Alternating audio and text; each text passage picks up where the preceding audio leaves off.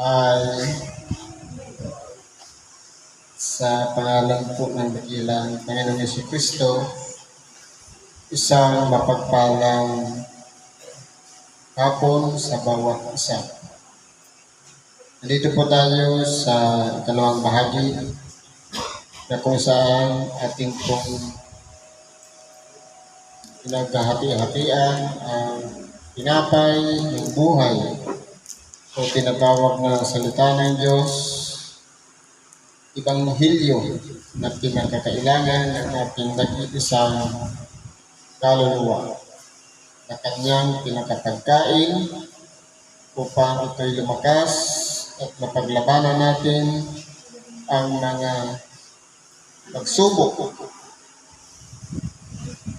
mga danasin ng tao dito sa ibabaw ng sanlibutan. Ngayon po dapat tayo dito sa isang sitas. Sabi po sa Ebanghelyo ni Apostol Juan, sa Kapitulo 8, versikulo 44 hanggang sa 47. Sabi dito, ito po ay nangyari nung ang ating dakilang Panginoon, kausap niya yung mga eskribas at mga parisiyo. Ganon din ang kanyang mga alagad naroon habang siya ay nangangaral ng salita ng Diyos. Marami siyang mga bagay na ipinakikilala sa mga tao dahil meron siyang paghahambing tungkol sa tinatawag na anak ni Abraham at anak ng Diablo. Pero marami ang mga nagsasabi na sila'y binhi ni Abraham, pero hindi naman nila sinusunod yung mga mabubuting aral niya na sinasabi ni Abraham na dapat nilang sundan, kundi napagkikilala sa kanilang mga gawa na sila'y mga binhi ng kalaban ng Diyos. Sabi niya dito, kayo'y sa inyong amang Diablo, at ang nais ng inyong ama, ang ibig ninyong gawin. Siya'y isang mamamatay tao buhat pa ng una, at hindi nananatili sa katotohanan sapagkat walang katotohanan sa kanya. Pagka nagsasalita siya ng kasinungalingan, ay nagsasalita siya sa ganang kanya, sapagkat siya'y isang sinungaling at ama nito. Ngayon po, sabi dito, siya'y isang mamamatay tao buhat pa ng una. Ngayon, balikan natin yung history. Nung magkasala si Eva sa pamamagitan ng udyok ni Satanas na naging ahas, na alam ni Adam ang utos ng Diyos, lahat pwede mong kainin maliban sa bunga na nitong isang ipinangingilin ko. Hindi po pinag-uusapan doon kung anong kahoy, anong bunga yon. Ang pinag-uusapan doon, yung kautusan. Yung bilin ng Diyos kay Adam. Si Adam, meron siyang tinatawag na paninindigan na hindi niya gagawin kainin ang ipinangingiling ng Diyos. Pero nung nagkain, si Eva, nung siya pinatulog ng di kawasang tulog at siya lugatan at kinuha ang kanyang tadyang at ginawang isang babae at hiningahan ng hininga ng buhay, nagkaroon ng katulong ngayon si Adam. Kaya ang ibig sabihin ng katulong, Eva. Ngayon, ipinamana din ni Adam yung kautusan na lahat pwedeng kainin maliban sa bunga. Pero dahil nga hindi direkta yung kautusan kay Eva, kumbaga pasa lang galing kay Adam, wala siyang paninindigan. Kaya, nung tuksohin ng Diablo, nakain niya ngayon yung ipinangingilin ng Diyos. At dahil masarap, may bit-bit pa siya para kay Adam. Kasi ang alam lang ni Adam, hindi pwedeng lapitan yung kahoy na yun. Pero hindi alam ni Adam na yun palang bunga na yun na yung daladala ngayon ng iba na kinain niya.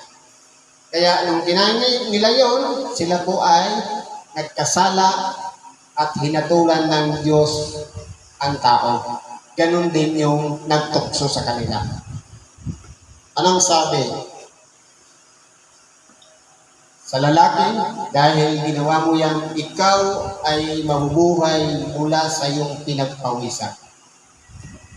Sa babae, dahil sa ginawa mo, ikaw ay manganganak ng may kapighatian. At dahil naman doon sa nagtukso, dahil tinukso mo siya, ikaw naman ay lalakad sa pamamagitan ng iyong tiyan at alabok ang iyong kakanin. At papag-alitin ko ang iyong binhi at ang kanilang binhi. Ngayon, nagkaanak ngayon si Eva. Sino ang una niyang anak? Si Cain. Ngayon, sabi dito sa aralin, siya'y isang mamamatay tao buhat pa ng una. Hindi ba si Cain mamamatay tao? Ibig sabihin, si Cain ay anak ni Eva. Sino yung ama? Dahil mamamatay tao pinag-uusapan. Kung bubusisiin natin ng banal na kasulatan, siya ay binhi ni Satanas. Kasi mamamatay tao na Ang binhi ngayon ni Eva, ay ni Adam kay Eva, walang iba si Abel. Kaya nagkaroon siya ng dalawang anak, si Cain. Totoo, kung ano yung pinakapaya, walang kwenta, yun ang inihahain niya. Ibig sabihin, hindi niya kinikilala ang Diyos. Pero kay Abel, kung ano yung pinakamalusog, kung ano yung matataba, yung ang iniaalay niya sa Diyos. Dahil yun po ay binhi naman ni Adam. Ngayon, sabi niya, papag-alitin ko ang iyong binhi sa kanyang binhi. Hindi ba unang generation pa lang, nagpatayan na ngayon yung dalawa. Ibig sabihin, kung ang Diablo ay mamamatay tao buhat pa ng una, meron siyang binhi na mamamatay tao. Walang iba si Cain. Kaya nga, dahil sa inggit, sabi dito, ang Diablo ay magsasalita siya ng kasinungalingan sa sariling ganang kanya, sapagkat siya isang sinungaling at ama nito. Hindi ba yung pagsisinungaling lang? Bakit sabi, nung tinutokso ngayon sa iba, kainin mo yan. Anong sabi? Hindi ko kakainin yan dahil sa oras na kinain ko yan, ako ay mamamatay. Anong pagsisinungaling ang sinabi niya? Hindi ka mamamatay, kundi ikaw ay magiging Diyos din naman. Kumbaga, yung pagsisinungaling ng Diablo kay Eva, ito po yung nagdala para mahikayat kayong si Eva na kainin yung ipinangingiling ng Diyos. Kaya po siya tinawag na ang Diablo na ama ng kasinungalingan. Dahil kung noong una, nagsinungaling na siya. Ngunit, dahil sa sinabi ko ang katotohanan, ay hindi ninyo ako sinampalatayanan. Kaya po, maglalaban ngayon yung tinatawag na kasinungalingan at katotohanan. Truth and false. Ngayon, dito sa argumento ng mga eskribas at parisiyo sa ating dakilang Panginoon na sila'y binhi ni Abraham. Pero yung kanilang pinaggagawa ay mga kasinungalingan. Pandaraya, panlilinlang, maraming mga kautusan na ipinapapasan sa mga tao, pero sila po kahit dulo ng daliri ayaw nilang galawin, hindi ipinapapasa sa mga tao yung kabigatan ng pagsunod, pero sila exempted. Ganun po nangyari na nagsusuot ng mga mahabang pilakterya, pagkagagandang damit, pinagsisigawan sa mga palengke o sa mga pamilihan. Pero po, anong sabi ng ating dakilang Panginoon? Sabi ninyo, mga eskribas at mga parisiyo, na para kayong mga libingang pinaputi, ngunit sa loob ay punong-puno ng makabulukan. Napanlabas lang na kanyan dahil ang mga eskribas at parisiyo ay mga mapagpaimbabang. Panlabas lang ang ipinakikita nila, pero yung katotohanan wala sa kanila. Ngayon, ang itinuturo ng ating dakilang Panginoon, katotohanan. Ang diablo naman, ang itinuturo niya, kasinungalingan. Kaya, dito ngayon, maglalaban yung katotohanan at kasinungalingan. Nung mangaral siya ng katotohanan, hindi pinanaligan ng ating dakilang Panginoon. Dahil napuspos na ang mga eskribas at mga parisiyo ng kasinungalingan. Kaya nga, kahit kailan hindi nila sinampalatayanan ang lahat ng sinasabi ng ating dakilang Panginoon. Ni kahit man pagkatao ng ating dakilang Panginoon, ayaw nilang kilalanin na anak ng Diyos o tinatawag na Mesiyas na isinuko dito sa ibabaw ng sanlibutan. Sino po yung lumapit sa ating dakilang Panginoon? Yung mga aba, yung mga nasa mababang kalagayan, mga walang pinag-aralan. Kumbaga, meron pang uwang sa kanilang puso ang ating dakilang Panginoon sapagkat nasa kanila ang katotohanan. Dahil si Kristo, pinangaral ng katotohanan, nandun naman sa mga taong nagpapakatotoo ang mga kumikilala sa Kanya. Pero yung mga matatalino, yung mga rurunong, mga eskribas, parisiyo, sadusiyo, kahit kailan ayaw nilang ikunik ang kanilang sarili kay Kristo dahil iba po ang kanilang iniidolo.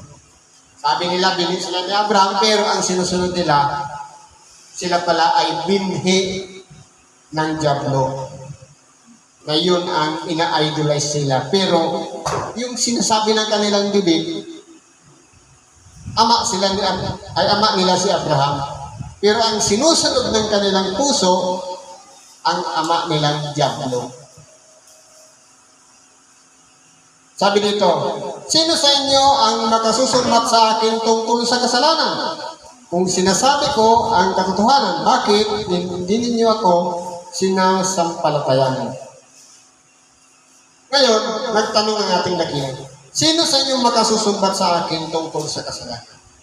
Kasi po, ang ating dakilang Panginoon, iningatan niya po ang kanyang sarili na hindi magkasala. Sabi ng iba, si Kristo'y naparito para sundin ang 10 utos. Sa totoo lang po, ang 10 utos, isinaayos lang ng ating dakilang Panginoon para maging magaan. Ginawa na lang 2. Kasi kung isa-summarize mo naman talaga, ang first to fourth, una hanggang ika-4 na utos, yun ay para lahat sa Diyos na binubuo ng isang utos na sinasabing, ibigin mo ang Panginoon mong Diyos ng buong lakas, pag-isip, kaluluwa. At bigin mo naman ang iyong kapwa. Ito naman yung pang-5 hanggang pang-10. Katulad ng iyong sarili. Kaya, kung titingnan po natin, nandito ang ating dakilang Panginoon, hindi lang para sundin yung 10 kautusan, kundi maraming mga hula sa mga awit, sa mga propeta, malalaki man at maliliit na nagsipanghula tungkol sa kanyang magiging buhay dito sa ibabaw ng sanglibutan, kung papaano niya ipagkakalubuy alay ang kanyang buhay alang-alang sa sangkatauhan. Kaya po, sabi niya, ano tayo masusumbat ang ating dakilang Panginoon ng kasalanan? Ang ginawa niya, inanaw niya na lang lahat ng nagawang pagkakasala ng sangkatauhan. Kumbaga, sa halip na tayo yung magsakripisyo, tayo yung magpenitensya, tayo yung maglaan ng mapawalang sala tayo, ubayat sala, sa halip na tayo yung gagawa, inako na lahat ng ating dakilang Panginoon. Kaya, walang maisusumbat sa kanyang kasalanan. Kahit man sa harapan ni Pilato, walang makitang katagkakasala ang ating dakilang Panginoon. Kaya nga siya'y naghugas ng kamay. Dahil nakikita niya, kahit nung dumaan sa kanyang harapan, nung nilitis niya ang ating dakilang Panginoon, inosente ang ating dakilang Panginoon. Kaya sabi niya, naghugas siya ng kamay, ibinigay niya doon sa matatanda ng bayan ang dugo ng ating dakilang Panginoon. Kumbaga, sisihin man, siya lang ang nagbigay ng direksyon kung papaano si Kristo iharap sa tao. Pero ang tao pa rin ang naghatol sa ating dakilang Panginoon. At sabi dito, ang sa Diyos ay nakikinig ng mga salita ng Diyos. Dahil dito, hindi ninyo dinirinig sapagkat kayo'y hindi sa Diyos. Ngayon po, meron po kasing pagkakilanlan ang mga taong nasa Diyos. Halimbawa, nandito tayo, umalis tayo sa ating tahanan, nagbigay tayo ng oras,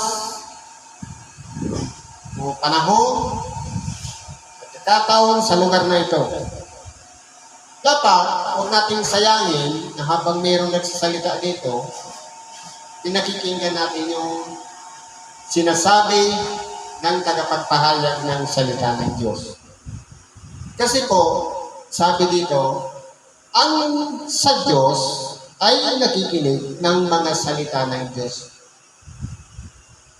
Para malaman kung tayo nga ba ay nasa Diyos, dapat nakikita po yung sa gawa. Ibig ko palang sabihin, kung halimbawa, nandito tayo, habang may nagsasalita sa unan, tapos palagay natin, halimbawa nagsalita kanina si Fred Tay, tapos ako tulong, ibig sabihin, hindi pala ako sa Diyos. Kasi hindi ako nakinig. Sinasabi dito, ang sa Diyos nakikinig ng mga salita ng Diyos.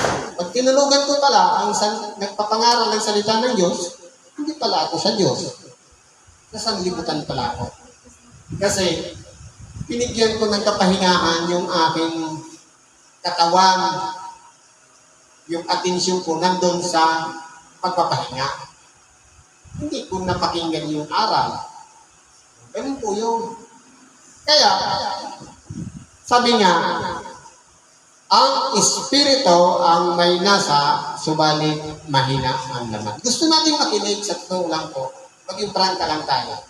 Gusto natin makinig ng salita ng Diyos. Pero po talaga, itong diwa, itong katawan na to, bumabagsak. Kaya minsan nga, mapapansin natin kapag pagdating sa diagnose, sa mga may insomnia. Insomnia ba yun? Yung hindi makatulog? Para lang makatulog, pagbasa ka ng Bible. Kasi po, nandun yung tentasyon kapag nagbabasa ng Bible o nakikinig ng Ebanghelyo. Kapag gabi, hindi makatulog, pag araw naman, magsimba, nandun yung tulog. Kaya kung ulitinan po natin dito, malinaw ang pagkakasabi ng ating dakil, ang sa Diyos ay nakikinig ng mga salita ng Diyos. Kaya dapat lahat tayo gising ngayon para malaman natin kung tayo ay sa Diyos. Dahil kapag ang salita ng Diyos, pinag-uukulan natin ng panahon, tayo ay sa Diyos. Pero ang nangyari dito, hindi ninyo dinirinig sapagkat kayo'y hindi sa Diyos. Kaya, huwag nating sasabihin na saksi tayo sa lahat ng mga pangyayaring ginawa ng Diyos. Sabi niya, pagdating ng tamang panahon sa kanyang pagbabalik, mag-aapila tayo. Nangaral ka na kasama namin. Nagpagaling din kami ng may karamdaman. Anong sabi niya? Hindi ko kayo kilala kung kayo'y taga-saan. Bakit po? Kasi nung oras na pinapangaral ang Ebanghelyo, nakaidlipan natin. Kaya, hindi tayo sa Diyos. Ito po yung Ebanghelyo kasi. Ibig ko pala sabihin, kung naglaan din ng pala tayo ng oras, para magsimba, pugulin natin yung oras na yun sa pakikinig ng salita ng Diyos. Kasi po, yun pala yung pagkakakilanlan ng taong nasa Diyos. Pero kung ayaw natin makinig, ibig sabihin, hindi tayo sa Diyos. Pero dahil nga, sabi yung kanina, ang nasa ng Espiritu, pagsa sa Diyos. Ang nasa ng laman, sanglibutan. Naaagaw ngayon, alin ba yung priority natin? Makinig o matulog? Kung ang priority natin, ang masigit natin pinag-uukulan ng oras, ang matulog, ibig sabihin, yun yung priority natin, ang makasanglibutan bagay. Ngayon po, ang sitas na ito maganda para magising ang ating diwa, unawa, pag-iisip, kaalaman. Ang sa ganon, sa bawat oras na tayo pupunta sa pagsamba, mapaglaanan natin ang tamang panahon kung tayo ba'y nagsa sa Diyos o pinag-uukulan natin ng oras ang sanglibutan. Siguro po, hanggang dito na lang, paghihibagi natin sa oras na ito. Salamat sa Diyos at anuman ang ating mga kailangan, karaingan, pagkatiwala natin sa Diyos at sampalatayanan natin siya, panaligan natin siya at sundin natin ang kanyang kalooban nang sa ganon magkaroon ng kagaanan ang ating mga kahilingan sa Diyos. Sa ngalan ni Kristo Jesus, salamat at mapagpalang hapon sa bawat isa.